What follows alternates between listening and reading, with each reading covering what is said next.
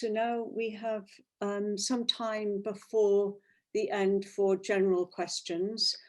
So if you have any general questions not related to each of the sites, or we've missed out your question on any particular site, this is your opportunity now.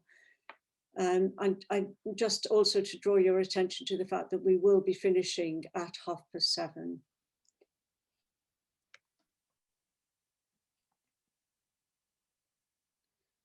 I know that a number of you sent in advance questions related to the move of the water treatment plant.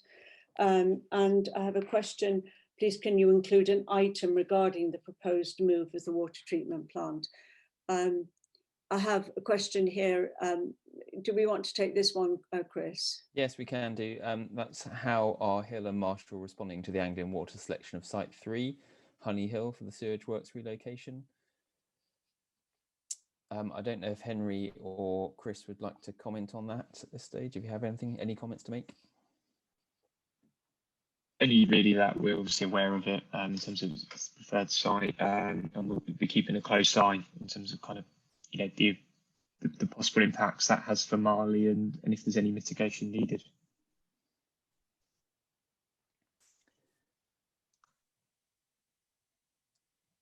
We have a couple more questions coming in now. Councillor Daunton, Yes. are you happy if I read? Yes, yes, please, Chris. So the first one, someone who's concerned about residents at Marley not having access to health provisions. Is there anything you'd like to say there, Henry or Chris? Chris, is there any more context to the question? Apologies, I'm not quite following.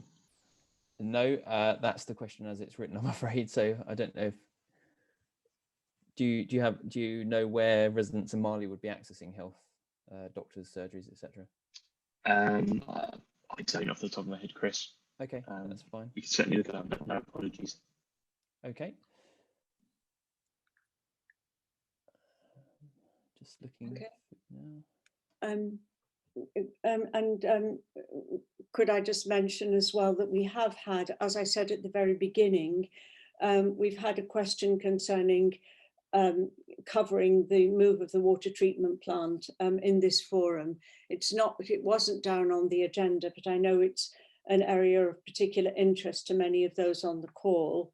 And one of the questions from Jill Griffith, that it hugely impacts some of the developments already listed in the agenda.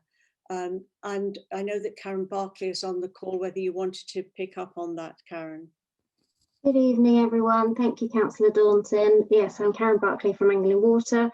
And just say in response to that question, thank you very much. We have carefully considered both planned and promoted developments as part of the project to date, and we remain in close contact with planning authorities across the area and developers, including Marshall Group, who have spoken about our consultation and their input into it this evening. And we'll continue that dialogue and make sure that we are gathering their input into our proposals as they develop forward into the more detailed design, and indeed any opportunities where there are to work together. So yes, very, very conscious of both planned and promoted developments. Thank you, Karen. I know we have another question about the water treatment plant, but I think my colleagues from GCP and from County Transport wanted to respond to, I think it was Claire, the cycle path by David Lloyd. I think that was Claire Castle's question. Is that David Allett or Joe Baker? Hi, it's Joe Baker here. Hi, Joe. Happy to pick up that question. This was dealing with the cycle path, and I think it was connected with the railway bridge, as I understand it. So as hopefully you're aware, the Fulbourn Greenway project is intending to replace the existing railway bridge, and our aspiration is to put in a new bridge which will be wider, and also to widen the approaches and reduce the incline to make it more accessible and easier to be used by cyclists and other road users. We've done a feasibility study, and there has been preliminary discussions with Network Rail, who obviously own the existing bridge, and they were positive. In terms of delivery, we are about to move forward, as I think people will be aware, with this Greenway and a number of the other Greenway projects. We will be then working more closely with Network Rail in terms of looking at timing and details. Obviously, it is a bridge across a live railway, so we'll need to think about how works are undertaken in a way that Network Rail are happy with. But certainly, we'd be very happy to come back to this forum again with a bit more detail once we've got further information. And it's worth noting there are other Greenway projects heading into the eastern part of Cambridge. And again, we'd be happy to provide more information about them at a subsequent meeting of this grouping. And Joe, if I can just add to that as well, obviously our land and application proposals to the northern bit of the lakes interacts with that bridge element probably quite closely. And so as part of our TA, we're obviously envisaging as part of the Fulbourn Greenway that those works coming forward, and if there's land that's required for that and or some kind of contribution, then we've made allowance for that through our TA work. So no doubt we can speak about that as well. I think that would be very helpful. I noted the other question about the snaky path, and I think the same applies there. That's also linked in with the discussions on the Fulbourn Greenway. So yes, an offline discussion on that in due course, I'm sure will be very helpful. Thank you. Chair, we do have a further question for Anderson's, if Yes, I can read that one out. So could Anderson explain a little more clearly when the next consultations and discussions about the lakes will take place? How will people be informed? And are there any thoughts yet about how trespassing and antisocial behaviour might be reduced this year?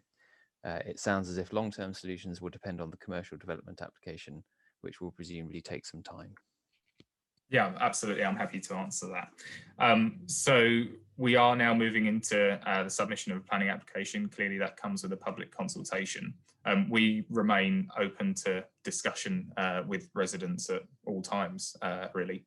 I know that the person who's asked the question has got my details, so she won't have any sort of qualms about contacting me. The lakes this year are going to be managed by Anderson. So we had a management agreement in place with a contractor who was looking after the lakes. Given the severity of trespass and antisocial behaviour last year, we've taken the decision to move that in-house. And so we will be dealing with that ourselves. That includes the regular fixing of perimeter fences to stop trespassers, replacing life buoys, picking up litter, and all of the usual stuff, but really ramping it up this year to make sure that that we prevent it as much as we possibly can. Okay, thank you. Chris Carter, could I just come in there? I understand that Prue Rayner would like to answer one of the questions. Is that correct? Prue, are you there? Hi, yes, I'm Prue. I'm from Anglian Learning. I wanted to respond to the it's not really on my remit, Henry, from Hill, but I do know there is a significant amount of community development in the Marley that may well, and community buildings that are being provided around the market space that the school fronts onto, which I imagine may well include things like doctor surgeries, etc. Okay, thank you. And we're almost drawing to a close now, but I just did want to mention that Laurie Wolfenden from Fenditton sent in a question about the North East Cambridge Area Action Plan and the move of the water treatment plant. It's quite a long question. It was put down in the chat, I think the first question of all. I don't know if we can go back to that, whether we can answer that now or take it away and give a written answer. Chris, could we? I think we'll need to take that away, Chair. Yes, so, I just wanted to reassure Laurie that it has been seen and heard, and there will be an answer. Do we have any more questions? No more questions. A couple of comments from contributors, but no questions, Chair. Fine, thank you. So if there are no more questions, I think I'm going to draw this forum to a close with I'm just saying that a comment from Anglian Water needs to involve communities. We're very, very well aware of that, and I'm sure that Karen Barclay, who is here on the call, is very well aware of that, aren't you, Karen? I am indeed. Thank you, Councillor Daunton. And just to say that we are, as well as all of our other community and communication channels that are open, we will be commencing our own community forum, inviting members of the parish councils in and around the proposed site to take part in that. So there'll be lots of opportunities going forwards. Yeah, fine, thank you. So I'm going to draw this to a close now, but not before I thank all the presenters and all of those who've come along to ask questions and to listen and to contribute, but very specially to our officer colleagues here, Robin Kerrigan, Ryan Coetzee and Louise Lord, who've been keeping the show on the road, and to my planning councillor colleague, Chris Carter, for helping to keep us on track. I hope that you will all receive information about the next forum, which, as I said earlier, we think we should hold in the not too distant future, probably sometime in June, early July. And if you want to attend that, you want to receive information about it, please do get in touch with us, go to the webpage and email us, so you can keep up to date with everything that's going on. Thank you. Well, Councillor Daunton, sorry, can I just butt in and say, as Councillor Daunton mentioned at the beginning, this is the first time we've run the forum online. We will be popping up a very brief, very short, quick to answer survey at the end of the webinar, and we'd be really grateful if you could send us any feedback. Many thanks. Okay, thanks, Louise. So thank you to everyone, and good night, and hope to see you at the next forum.